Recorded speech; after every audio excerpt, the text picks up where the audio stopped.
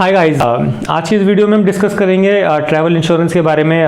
मैंने नेट पे काफ़ी सर्च किया था, यूट्यूब पे सर्च किया था, बट बहुत लिमिटेड इन्फॉर्मेशन है ट्रैवल इंश्योरेंस की, और उसका शायद रीज़न भी ये है कि कुछ क्लेम मिलता ही नहीं है वहाँ पर।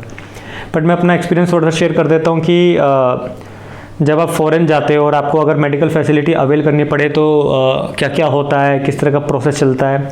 तो मैं बात करूँगा कि मैं ऑस्ट्रेलिया गया हुआ था। वहाँ पे पर्थ करके जगह है, वहाँ पे मेरे रिलेटिव्स रहते हैं, तो मैं वहाँ पे रुका था। तो वहाँ पे कुछ इमरजेंसी आई, तो इस वजह से मेरे को कुछ हॉस्पिटल जाना पड़ा। तो थोड़ा सा बैकग्राउंड ले लेते हैं कि मैंने इंश्योरेंस ली थी, ट्रैवल इंश्योरेंस। मैं मोस्टली स्टार हेल्थ की इंश्योरेंस लेता था, बट आज तक मैंने अवेल नहीं की। मैं एक दो बार और भी कंट्रीज़ गया था, बट कभी ज़रूरत नहीं पड़ी क्योंकि लॉन्ग टर्म में जाना हुआ ही नहीं।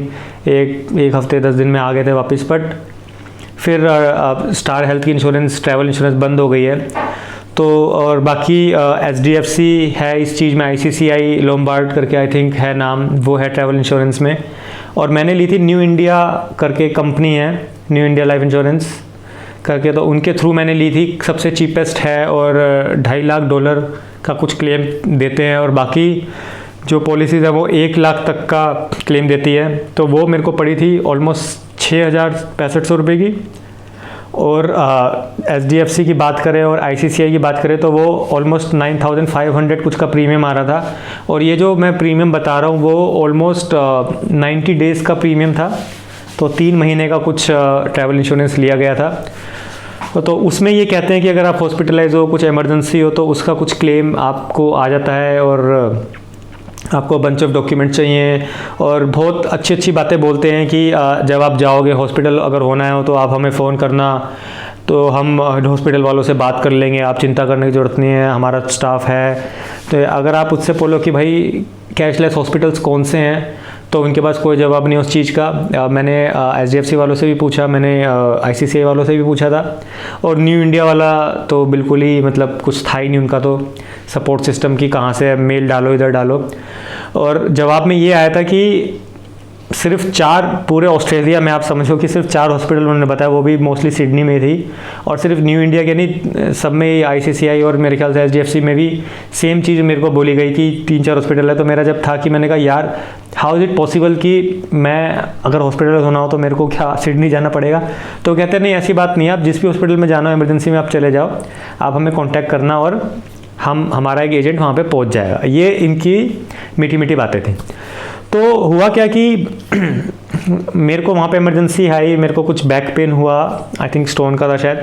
तो जब इमरजेंसी हुई, हमने फ़ोन किया तो फ़ोन अवेलेबल ही नहीं था। मतलब न्यू इंडिया वालों की बात कर रहा हूँ मैं, उनका अवेलेबल ही नहीं था कि फ़ोन मिल ही नहीं रहा था, उठा ही नहीं रहा था। सिडनी का था वो नंबर, वो हुआ ही नहीं। और उसके बाद फिर हम जब हॉस्पिटल गए, तो हॉस्पिटल में उधर का, अगर आप अब्रॉड गए हो कभी हॉस्पिटल, तो आपको पता होगा आजकल कोविड के टाइम में कि इमरजेंसी में हालत ख़राब है, मतलब आपको 6-6 घंटे का वेटिंग है। तो अभी तो ये बाहर के मेडिकल फैसिलिटीज़ की बुराई नहीं कर रहा हूँ मैं, बस मैं एक छोटा सा प्रोसेस बता रहा हूँ। अगर आपको उसके बारे में जानना है तो प्लीज़ कमेंट, मैं अच्छा सा एक्सपीरियंस शेयर करूँगा।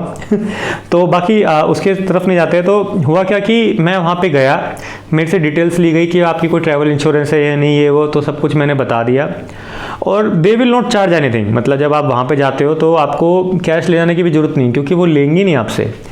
और काफ़ी मेरे यूज़र से बात हुई, वो ट्रैवल हेल्पलाइन करके एक फेसबुक का ग्रुप है, मैंने उनसे भी बात करी थी। तो वो कहते हैं कि बाहर के लोग बहुत सही होते हैं, हॉस्पिटल उनके लिए टूरिस्ट मतलब भगवान की तरह तो नहीं, बहुत इंपॉर्टेंट रखता है। वो ये चाहते हैं वो ठीक होकर जाए, वो बिल नहीं देते हैं, ऐसा कुछ है। बहुत अच्छी अच्छी बातें थी। और जब उनसे पूछा कि तुम्हारे साथ ऐसा हुआ, वो हमेशा कहेंगे कि नहीं हमारे साथ नहीं हुआ था, मेरा कोई कलीग था, मेरा कोई कज़न था, उनके साथ ऐसा हुआ था, तो बहुत अच्छा एक्सपीरियंस रहा। ये सब ब्ला ब्ला ब्ला करके बातें बताते हैं।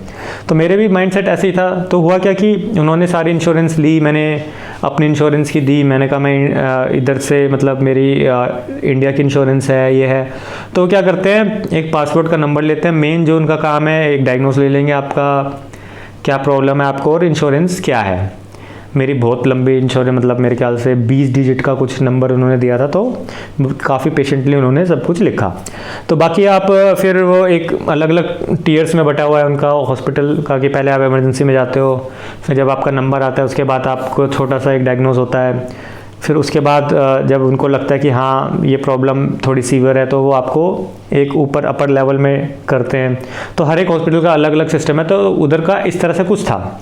तो सारे जा रहा था ऊपर, बीच बीच में डॉक्टर्स मिल रहे थे, वो तुमसे पूछ रहे थे भाई क्या प्रॉब्लम है ये, आप उनको बताओ, उनके कुछ समझ में नहीं आता है। वो कह रहे हैं नहीं ये प्रॉब्लम नहीं हो, आप कहोगे गैस है तो मानेंगे नहीं कि इसमें गैस हो सकती है। तो इस तरह की ये कन्फ्यूजन रहती है जब भी आप किसी फॉरेन लैंड पे जाते हो ना। तो सब कुछ हुआ, उन्होंने कुछ वॉमिटिंग हुई मेरे को, उन्होंने मेडिसिन दी, वो नहीं सूट करी, वॉमिटिंग हुई, उन्होंने इंजेक्शंस लगाए और मतलब प्रोसेस चला। तो मैं पूरे दिन वहाँ पे था, पर उन्होंने मेरे को एडमिट नहीं किया ये कहकर कि इतनी सीवियर प्रॉब्लम नहीं है और पेन किलर्स लो आपको ठीक हो जाएगा। एक जो नोट करने वाली बात है कि वो पेन किलर के इंजेक्शन नहीं लगाते, चाहे कुछ हो जाए, एंटी वॉमिटिंग का लगा देंगे पर पेन किलर का नहीं लगाते। तो ये सब कुछ हो गया। मैं थोड़ा सा ज़्यादा टाइम ले रहा हूँ इसमें मेडिकल से रिलेटेड, पर मैं आपको थोड़ा सा बैकग्राउंड दे रहा था। तो अगले दिन भी सेम प्रोसेस रहा, फिर थोड़ा सा पेन कम हो गया, अल्ट्रासाउंड तो नहीं हुआ, सीटी स्कैन हुआ, तो सब कुछ था। पर ये भी था कि अब इतने बड़े बड़े डॉक्टर थे, मतलब बिल्कुल फॉरेनर डॉक्टर्स आ रहे हैं, तो कहीं ना कहीं एक होता है ना, एक बेड दिया गया बाकायदा, उधर मेरे को बैठाया गया और काफ़ी लोग आए, अलग अलग डॉक्टर्स आए, मेरे ख्याल से हर 3 घंटे में कोई ना कोई आ रहा था। तो एक वो होता है ना, एक वीआईपी ट्रीटमेंट मिल रही थी, तो एक दिमाग में होता है कि हाँ यार पैसे खूब लगने वाले हैं। तो हमने जब उन्होंने कहा कि अब कोई दिक्कत नहीं है, हम आपको प्रिस्क्रिप्शन लिख कर दे रहे हैं, आप ये दवाई लो, अगर कुछ होता है तो आप हमारे पास आना। वैसे तो उन्होंने ऑपरेशन के लिए भी कह दिया था, वो हमने साफ डिनाई कर दिया कि हम यहाँ के नहीं हैं। तो जब सॉर्ट आउट हो गया तो उन्होंने तो हमने जब उनसे पूछा कि भाई पैसे आपको मतलब कितने देने हैं, मतलब आप बिल एक बार देख लो, क्या इंश्योरेंस क्लेम हुई है नहीं हुई। तो अकॉर्डिंग टू देम इंश्योरेंस सब कुछ सही है आपकी, आप बहुत स्मार्ट हो, आपने इंश्योरेंस पहले ले ली है, वो बहुत इन्होंने मीठी चुपड़ी बातें करी और हमें बिल्कुल सेट कर दिया कि हाँ यार तुम्हें तो पैसे देने की ज़रूरत नहीं है। तो अब वही केस है, उस ड्यूरेशन में मेरे से जिसने भी पूछा कि यार इंश्योरेंस लेनी चाहिए, मैंने कहा बिल्कुल लेनी चाहिए, ट्रैवल इंश्योरेंस बहुत बढ़िया है। आप हॉस्पिटल जाते हो यार, आपका बिल्कुल टाई अप है, फॉरेन उधर इतने हॉस्पिटल होते हैं फिर भी उनका टाई अप है, सही है, इन्हीं का एजेंट खुद ही बात करते हैं, सब आपको लगता है। बट मज़े की बात कब हुई कि after 1 month they start sending me different types of bills. तो मतलब आप सोच सकते हो कि 1 महीने बाद, वो तो मेरा स्टे वहाँ पे ऑलमोस्ट 2.5 से 3 महीने का था, तो मैं वहीं था।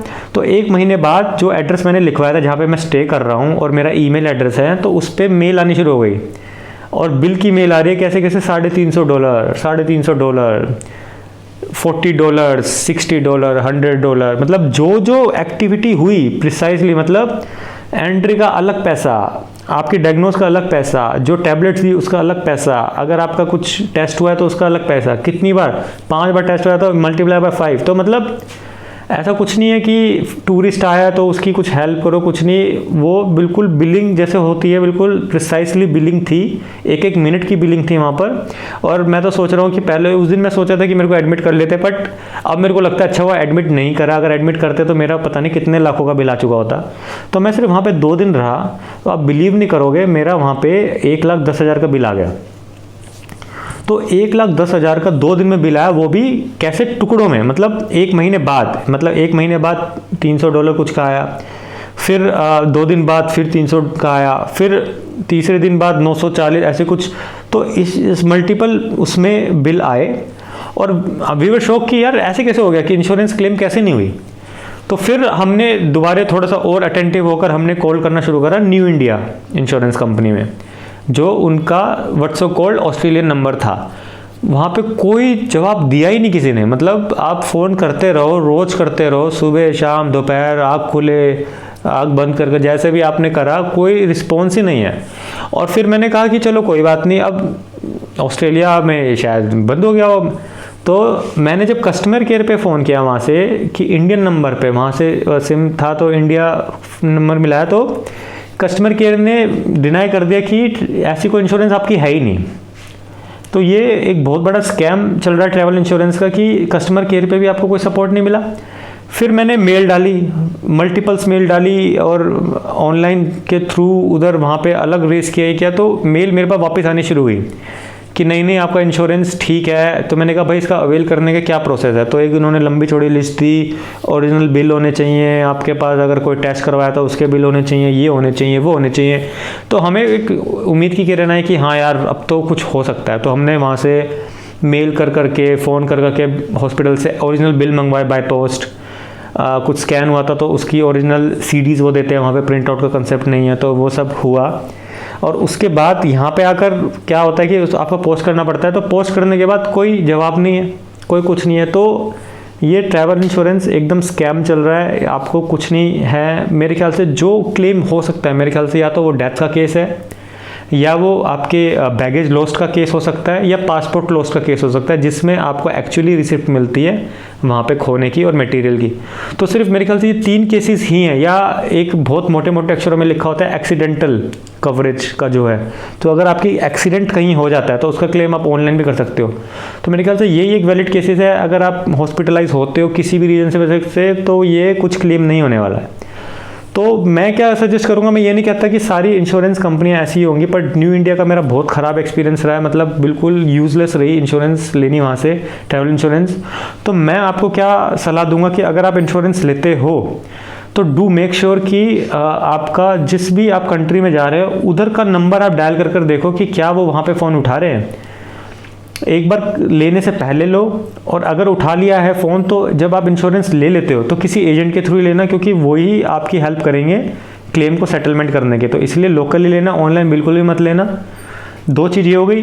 तीसरी चीज़ हो गई कि जब आप पॉलिसी ले लेते हो तो पॉलिसी लेने के बाद आपको क्या करना है, कस्टमर केयर पे फ़ोन करना है सबसे पहले, और उनसे क्रॉस चेक करवाओ कि क्या ये पॉलिसी वैलिड है।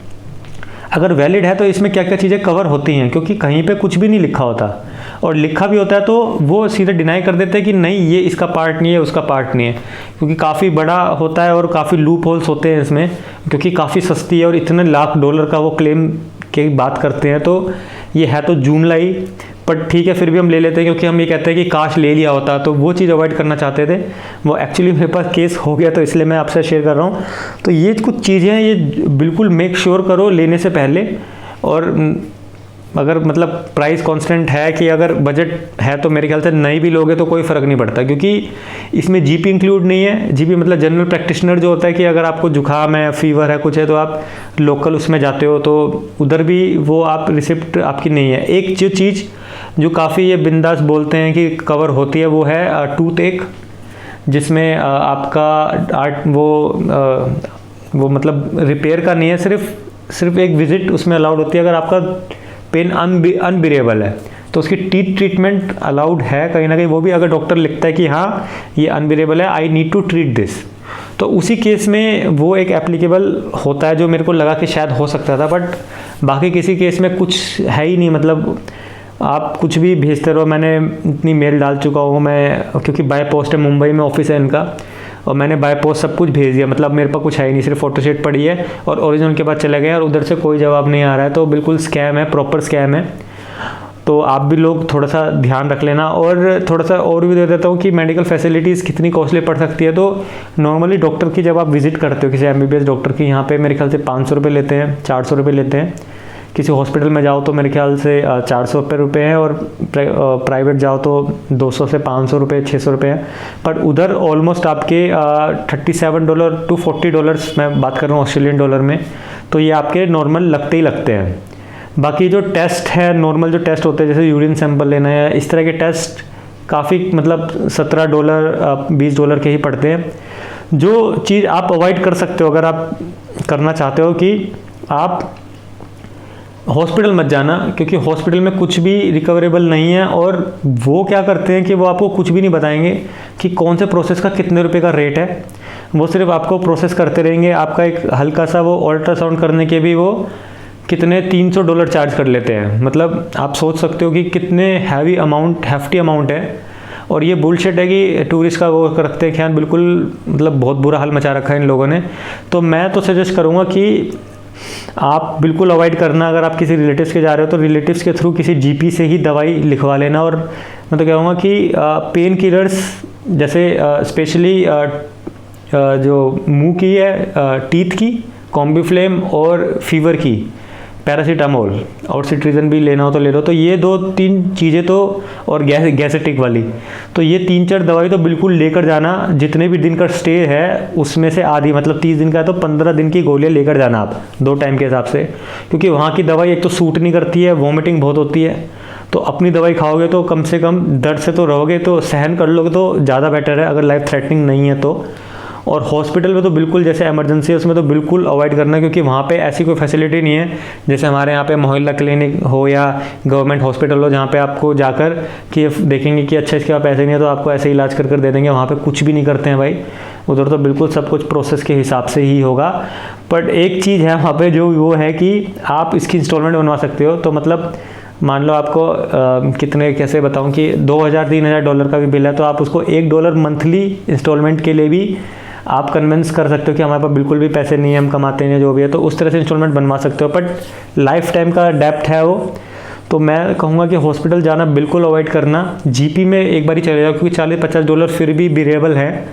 बट मतलब $300 और उसमें भी मज़े की बात यह है कि इलाज ही नहीं है, मतलब वो कुछ भी डायग्नोज नहीं कर पाते हैं, बस पेन किलर ही उनके पास है, एक पैरासीटामोल दे देंगे आपको, उनकी वो बेकार सी वाहियात सी पैरासीटामोल है जो बिल्कुल मतलब बहुत 3-3 घंटे में असर करते हैं, जबकि हमारी 650 mg वाली अच्छी सी सिप्ला वाली बहुत सही है। उधर तो बिल्कुल ही मतलब बहुत ख़राब एक्सपीरियंस रहा है। तो ये चीज़ें हैं कि ट्रैवल इंश्योरेंस पे बिल्कुल भी मतलब डिपेंड मत हो जाना, और हॉस्पिटल अवॉइड करना जितना भी हो सके। और अगर ज़्यादा तबीयत ख़राब है, आई विल सजेस्ट कि आप वापस आ जाओ रेदर देन वहाँ पे इलाज करवाने के, अगर पॉसिबिलिटी है तो। आप क्या करना, आप जीपी से कंसल्ट करना कि मैं करता हूँ, अगर वो ऐसा कुछ कर दे सकता है कि आप को वापस आने की कुछ हो जाए तो वो ज़्यादा बेटर है, क्योंकि वहाँ पे बहुत ज़्यादा हेफ्टी अमाउंट है। और अगर आपको सर्जरी वर्जरी करने को मिल जाए तो 10-10 लाख रुपए भी लोग नीचे आ गए हैं। हमारे भी वहाँ पे नॉन में एक बंदे के साथ हुआ, तो उसके पेरेंट्स आए थे और उसके साथ हुआ। अब एक चीज़ जो है, जो ऐसा नहीं है कि बिल्कुल ही नहीं काम करती है। इंश्योरेंस अगर आपको लेनी है, अगर आपके पेरेंट्स हैं या कुछ है, अगर आपको ऐसा लगता है कि ऐसे कुछ इमरजेंसी है, आपको जाना है या बड़ा बीमार भी हो, तो आप क्या करना है, आपको वहाँ जाकर अवेल करनी है उनके लोकल प्रोवाइडर से। वो थोड़ी महंगी पड़ेगी आपको, मतलब यहाँ पे अगर जैसे 5,000 रुपये 6,000 रुपये की 3 महीने की है, तो वहाँ पे शायद 1 हफ्ते की आपको 5,000 रुपये की पॉलिसी पड़ेगी। तो वो थोड़ा सा मैथ कर जाना कि वहाँ पे आप इंश्योरेंस वहीं पे ले लो, क्योंकि वहाँ की एकदम इमीडिएट है। वहाँ पे जो चल रही थी, आई थिंक बूपा करके इंश्योरेंस कंपनी है वहाँ पे, तो डोंट गेट कंफ्यूज कि अगर आप यहाँ पे बूपा की इंश्योरेंस लोगे तो वहाँ पे भी चल जाएगी, ऐसा कुछ नहीं है। उनके वहाँ पे अलग प्रोवाइडर्स हैं।